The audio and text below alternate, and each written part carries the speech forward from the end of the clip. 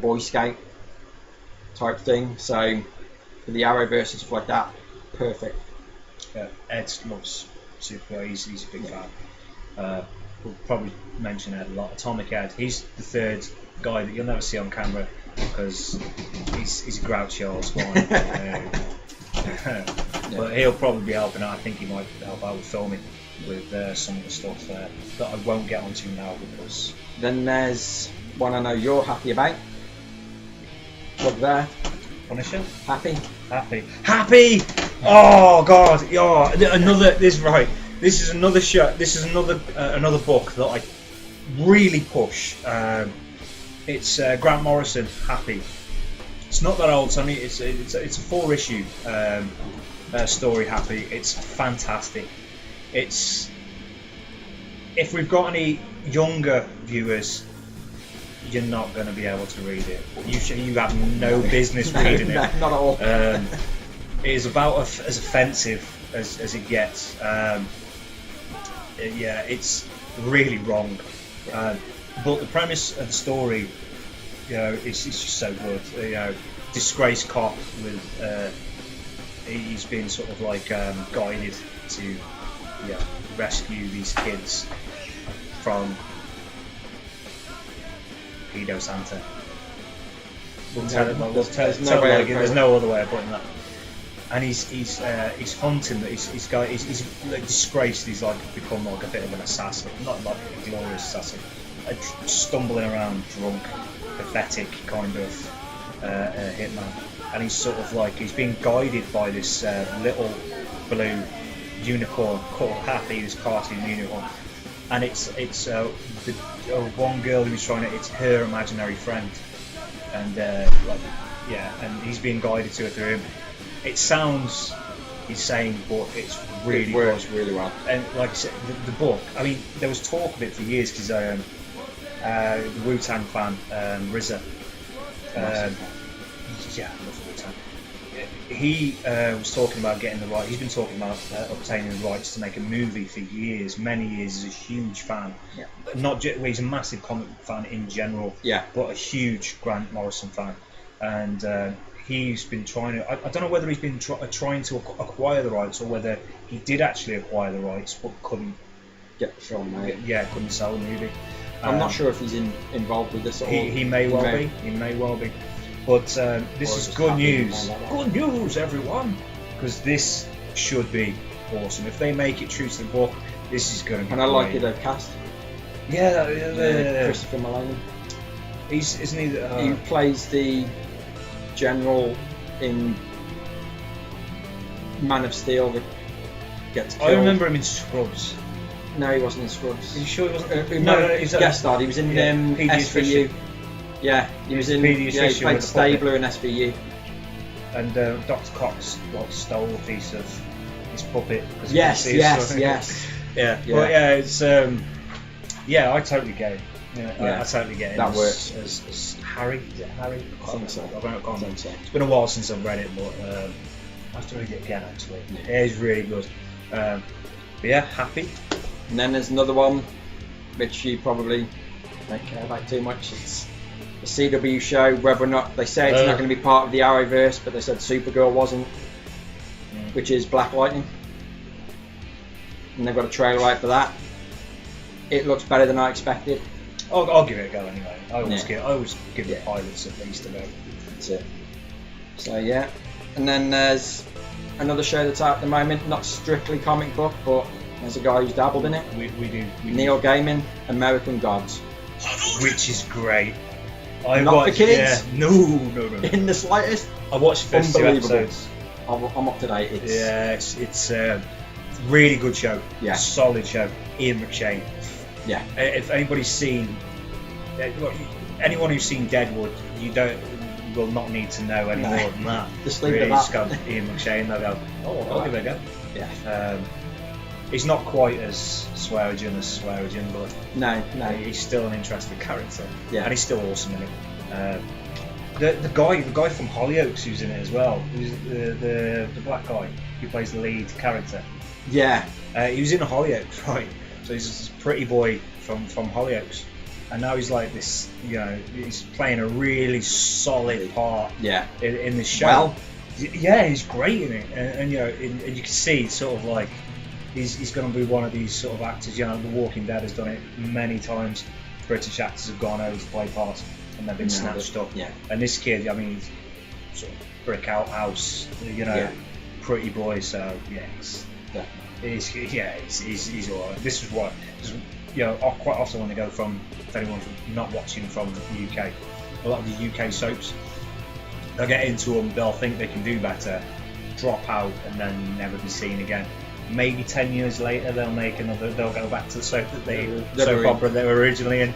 I don't think that's going to happen with him. No, I think because he was in something else a while ago. He was in something else. I remember thinking, that guy was in Hollyoaks. Yeah. And then I watched American Gods. I love Neil Gaiman. Neil Gaiman's amazing. I watched that and it was like, it's him again. Yeah. So good. It is really, really good. I'm a little bit gutted Sean Harris wasn't the Leprechaun guy. Yeah. Because when I first saw the reports, it said that he was going to be the Leprechaun guy. And I love Sean Harris. He's brilliant. Really intense. Yeah. The guy from the guy with tattoos on his face from Prometheus. Yes. Yeah, the Cockney. He's a geologist, but he's punk for some reason. Yeah, I didn't really get his angle in I love that movie. Yeah. I didn't get his character much. People slayed it. I really enjoyed it. I love the film. I don't really get his character though. It was kind of like like the obnoxious Marine. Just for the fact of having an obnoxious Marine. Only there was not only he wasn't an obnoxious Marine. He was like a geologist. Yeah. And he's there like, I'm not here to make friends. There's only one obnoxious geologist. Randy Marsh. Yes, there is. Exactly. I thought this is America. I thought this is America. I love South so much. Yeah, Randy Marsh is one of the greatest characters ever. But he was everything else that Sean House. I think it's Sean House, isn't it? I'm pretty sure it is. He actually played Ian. If we're wrong, tell us. Yeah. Feel free. Ian. Should remember. Joy Division. I love Joy Division. Ian Curtis. He played Ian Curtis in 24 Hour Party People. He was great, and he's great in everything. But I heard he was going to be, and they had him like posted as he was going to play the Leprechaun, and then it just didn't happen. So, but yeah, the guy who played the Leprechaun was great though. Yeah. He's really good. So move on to a bit of movie news. Indeed. Most people probably already know Zack Snyder's left Justice League for personal reasons. His daughter committed suicide several months ago. No way, I didn't know that. He'd been trying to push through it. He couldn't. It got too much. He said he needs to be with his family. Completely understandable. Yeah. So fair play to him for at least trying and then realising his priorities are his family. Can't fault him for that. But he said some really unfair comments, flack, over everything as well. His roles. People seem to use him as a scapegoat for the fact that a lot of the DC movies are not terrible, but they are a bit of a mess. They're not, saying that the cut that he wanted to release for BBS is a lot better. Yeah. Than the one he was allowed to release, so partly the studio as well, which is pain. But I think it's mostly the studio, and I think playing it safe. The thing is Snyder's been involved with some really cool stuff. I mean, anybody who's seen Watchmen, right? Now you don't get. I love Watchmen, right? It's I adore Watchmen, and I love that movie. Yeah, I love that movie. The decisions to change what he changed in it and everything else seemed to be legitimate. He knew that he didn't think that they would work, and he was probably right. I can't see the original ending working. So, I'll do it. No worries. Sorry, I'm my neighbour. But yeah, he was a driving force on Watchmen, and it was exceptional. It's one of the greatest comic book movies of all time for me. I think it was fantastic. Brilliant film. Yeah.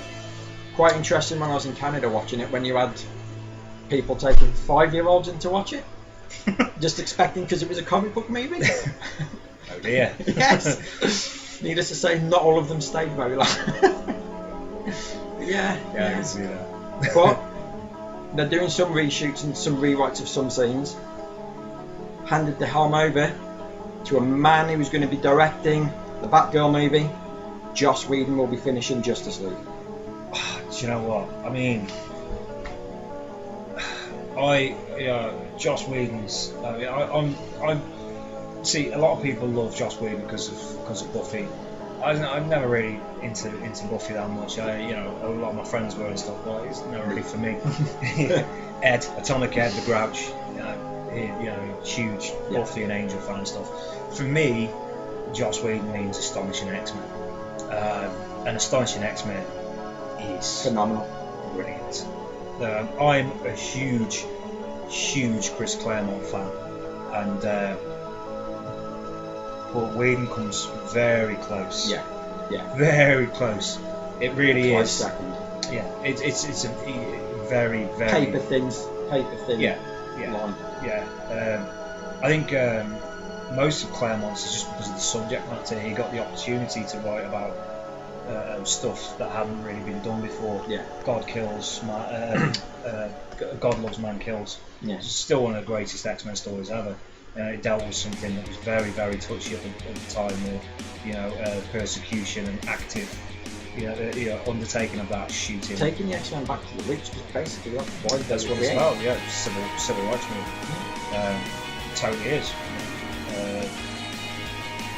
Professor X is Martin Luther King, and Xavier and Magneto's Malcolm X. Malcolm X. So but it came back, and it came back militant, it came back gritty, and it was fantastic. But so he's got an unfair advantage really over Joss Whedon because it was decades before, and no one had done that yet. But Whedon's good. He's good. He's a good writer. He's a fantastic writer. Yeah. And we've read a lot of movies before and stuff as well. So Titan A. I enjoyed that film, and he's definitely earning his stripes as a director. Hopefully this. They've already said that, there's going to be more involvement by Jeff Johns. And, well, he's pretty much overseeing everything, which can't go on. Jeff Johns. Jeff Johns. My favourite writer. Jeff Johns is a great writer, and he knows. He's a fan. Do you know what I mean? He loves it, and Jim Lee as well. Jim Lee is involved as well, and Jim Lee is a fan. These are guys that love comic books and love the characters. Look at what Jim Lee's done with Scooby Apocalypse. So good.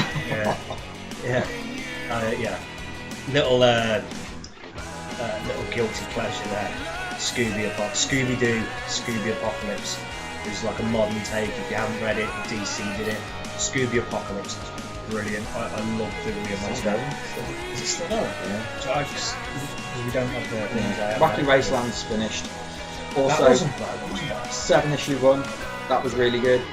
So it's like the classic Hanna-Barbera stuff. They've redone some things, which really sort of moved everything around, made it a bit more. They've watched them, enjoyed them as kids, kind of done them as how they think would be cool as adults, and it works. I still haven't read any of the Flintstones. No, I haven't read any of the Flintstones. I collected all. I collected the first. I think I got the first 5 or first 6 issues. I still haven't got around to reading them. But they look gorgeous. Yeah. Even Flintstones, it looks beautiful. But then the Flintstones, I think, works because the Flintstones was designed to be a soap opera, a sitcom. Yes. It was, Flintstones was the first cartoon that was aimed at families and adults. It was run on prime time. It wasn't run on a Saturday morning, or it was on a prime time. It was on 6-7 o'clock meal times. It was a take on the Honeymooners. That's just it. Flintstones gave us the Simpsons. Yeah, no way about it. That Shadow of the Doubt, which led on to everything else. Yep. So once he's done that, he's straight on to Batgirl, which should be cool. He says he's not going to cast a big name for the role, which I I agree. Yeah. I agree. Yeah. Wouldn't mind seeing Emma Stone in the Batgirl costume. It's Emma Stone. Problem is though, do we just see Emma Stone? That's just it. That's the problem. Yeah. When you get, it's like the whole Deadshot thing on Suicide Squad. Or the Will Smith. Yeah, you know what I mean. Well, it doesn't help that he's never wearing a helmet. No. Twice. Twice. Yeah. But it's just Will Smith, because he's so big a star that it kind of eclipses the little character that Floyd Lawton was on the screen. Yeah. He didn't have enough presence, or not enough presence. He didn't have enough background to warrant the lead role in that way. Exactly, and casting somebody who's bigger than the actual character, like in every possible way, you have a problem now. And it just doesn't. I mean, like with Batman, it hardly matters who you cast as Batman. Because Batman's always going to be, a bigger, larger than the actor. But when you got like little old Deadshot, who's made a bit of an appearance in Arrow, but apart from that, which I think was a better version of Floyd Lawton. I think so too, because I've watched up to there. Yeah, that's before I stopped watching. But yeah, it's but yeah. Hopefully. This week as well, news about Venom. Yes. Mr. Tom Hardy. Man crush. Sorry. To be honest, personally, I'm not a massive Tom Hardy fan. He's done some stuff that I like, but for this role, I think he fits it. He fits it well. I think he can do it. I mean, we've just been talking as well. This isn't me. Somebody else did put it on there, but I'm stealing it for here. Well, not because I just told you I've stolen it. So, but I mean, somebody put on there. If Tom Hardy plays Venom, then why don't we get Jackie Earle Haley as Cletus Cassidy? And we were both like, yes. Them two in a movie. Yeah.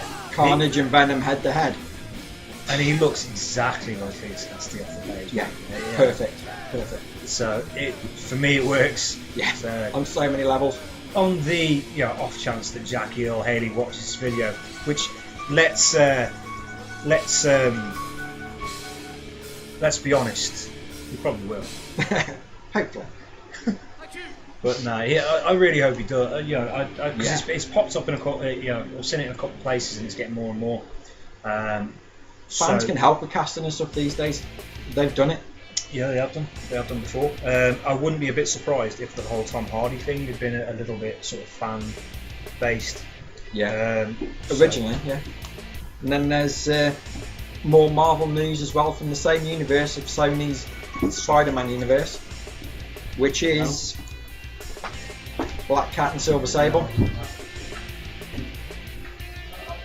So, don't know much about it. Female director. We'll wait and see. So yeah. But yeah. No news on cast, anything like that yet. But it's early stages. They've just announced the movie is going ahead, so it was only rumoured before. We've got that. They're going to expand the universe of Spider-Man. Without Spider-Man, I'm not sure how Sony are going to pull that off. So, are they going to collaborate with Marvel? I don't know. It's hard to say on that one. So, we'll wait and see. Sorry. That's okay. I'll just tell them about Black Cat and Silver Sable. Black Cat and Silver Sable. Wow. This could be the push that we need for more female led Marvel sort of. I mean, with the TV, got Jessica Jones, which was a great show, brilliant show.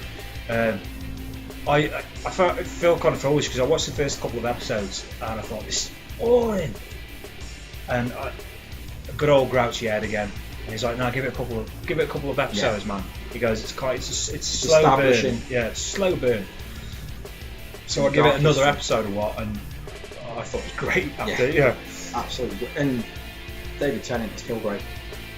See, Ed hates Tennant. Hates him with a passion. I've got a theory about why. But he's like, oh, he just makes faces. He makes faces and everybody applauds. Pretty much how he says it as well. Yeah. But I really liked it, man. I thought it was great. I thought I thought the weakest out of the shows is definitely Iron Fist. which I enjoyed, story-wise, really good story, interesting. But for a living weapon, the action scenes were lacking and few and far between. Yeah, I'll agree, man. I didn't hate it. I watched it. I enjoyed it, but it's noticeably weaker than the other 3 shows. Yeah.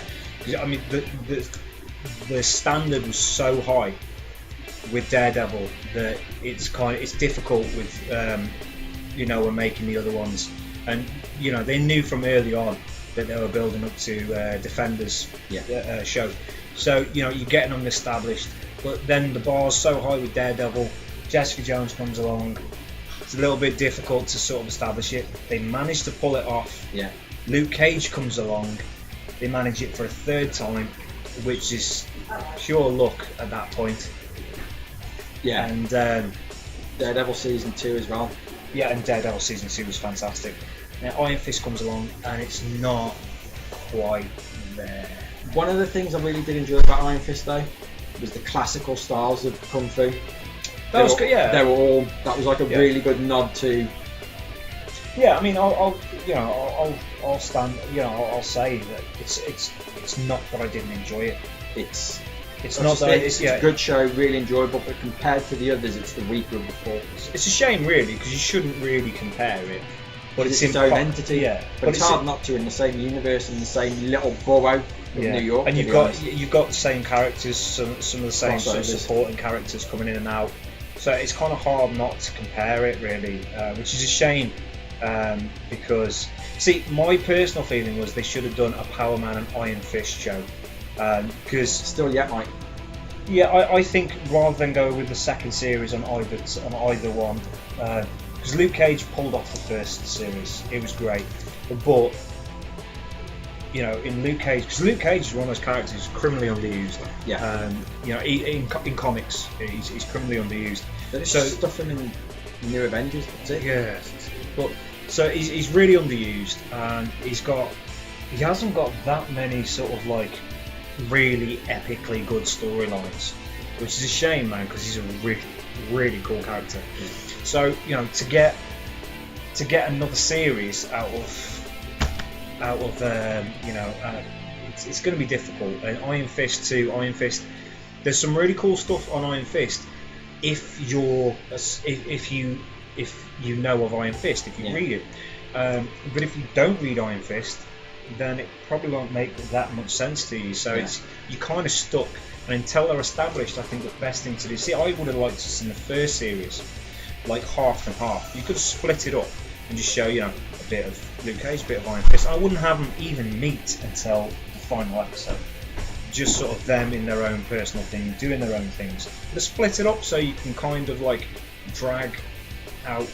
Or like alternate episodes, one episode of each, because then that way it's like, okay, this is going on at the same time, and then you're anticipating though when you're watching that, what's happening with the other guy, and then rather than that, do that, and then bang, instead of just the solo series of Iron Fist, Heroes for Hire. That works. Yeah. That works. Yeah.